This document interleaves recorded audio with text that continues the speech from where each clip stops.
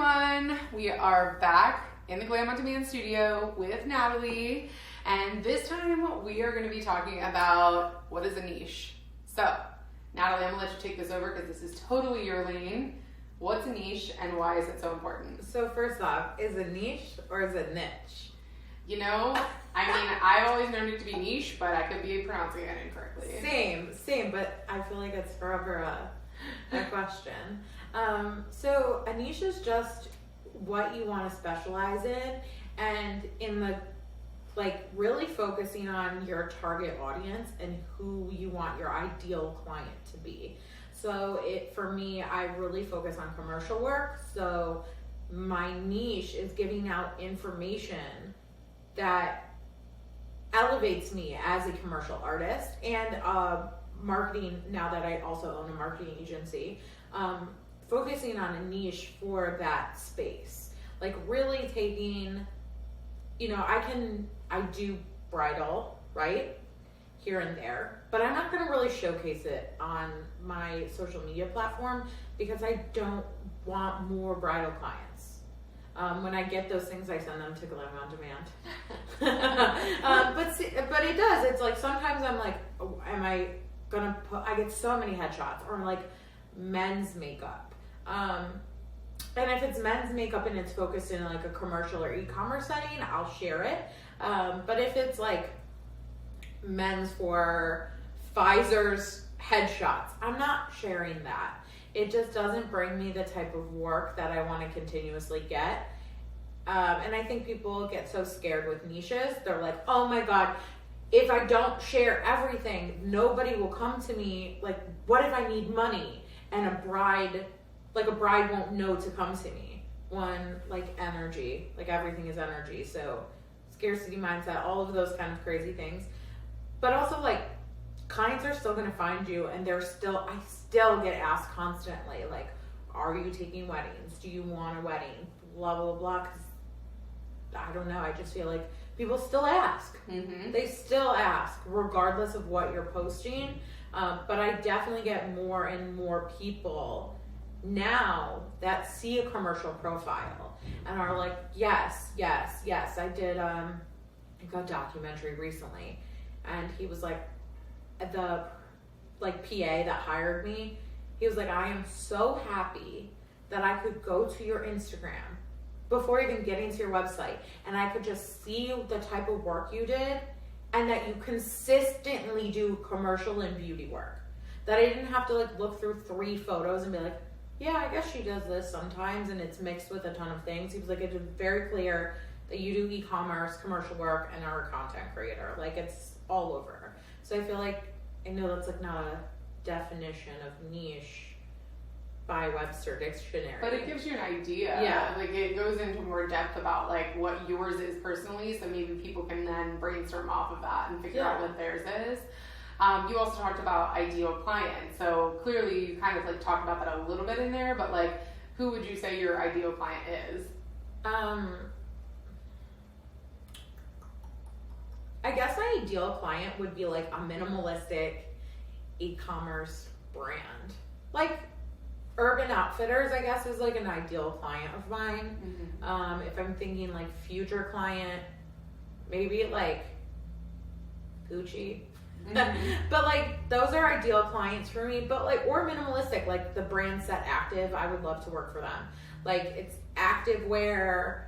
They do a lot of e-commerce on their website. They do a lot of email marketing and things like that. So makeup for them would be minimalistic and simplistic and glowy and pops of color and stuff. So probably, yeah. But I think that's great to visualize. For me, it would be a brand that I want to work with versus I know would be an ideal client as someone who wants their makeup done. Mm-hmm. Most definitely.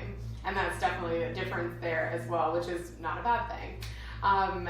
Because of course we can take this into so many different directions. You always say, we could literally talk for hours about anything, seriously, and continue to snowball. But one thing stood out to me that you said was the scarcity mindset.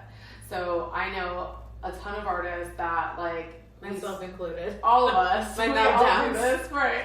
We all do this, but you look at your next month and you're like, oh my gosh, I have 2 things on the books. What do I do? And then you start freaking out, like, oh my gosh, I have to book everything under the sun. Mm-hmm. But like, explain why that's so important to just get like that out of your head, that it's not a thing.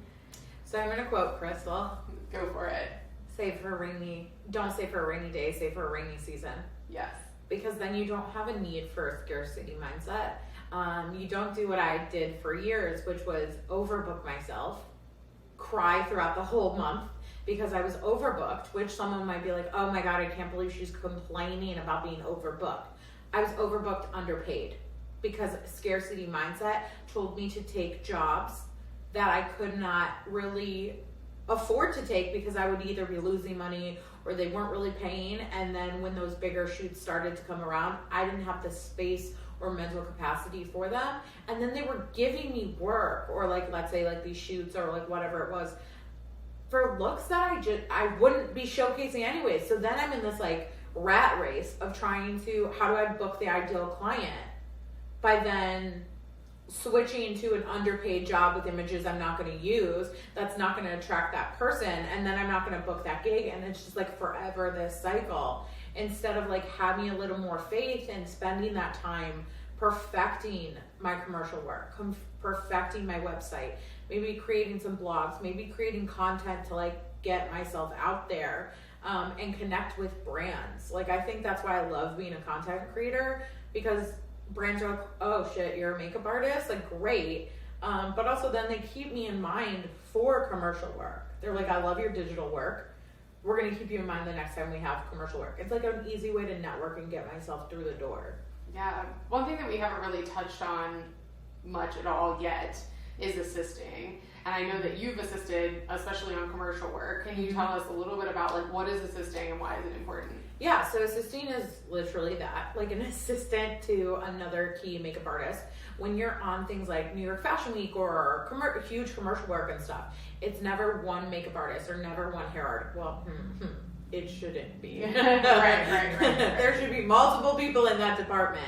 And sometimes it isn't. And sometimes you're doing hair and makeup and by yourself. Sometimes you're doing hair and makeup and you have one assistant helping you with hair and makeup, depending on the situation, the budget, whatever. But I still assist. I actually really enjoy it. Sometimes it's like, it sounds so funny, but like I can mentally check out because I'm in that place in my career. Where it's like, I'm like, bet I'm getting paid a great day rate to clean your brushes and like just spend the day networking, chit-chatting, whatever. But for newer artists, assisting is so beautiful because you get to network to a degree. You never want to step on the person that feeds you toes. You get extra experience. You get social media content, which is so important. We all need it, no matter how much we want to stay away from it. You get to see what the other artist is using, their tools, their kit. You get to get your hands dirty without a lot of the responsibility. So that they're going to fall on the key if they have to reshoot. That's going to fall on the key artist. If the look isn't what they wanted, all of that. So it gives you the opportunity to like get your hands dirty and continue to learn and be helpful. I definitely don't suggest assisting on a commercial shoot if you've never been on like smaller shoots. So start to like grow and grow. But then you realize like how many of these shoots are so chill. Mm-hmm. Like sometimes I'm on set with a brand and I'm like, this is how we all act. This is like a $3 million company. And this is how, it's crazy how much life is just everyday people doing work. Most definitely. Well, we're going to wrap it up for this episode, but we're going to see Natalie again next time. So we will see you later, guys. See ya.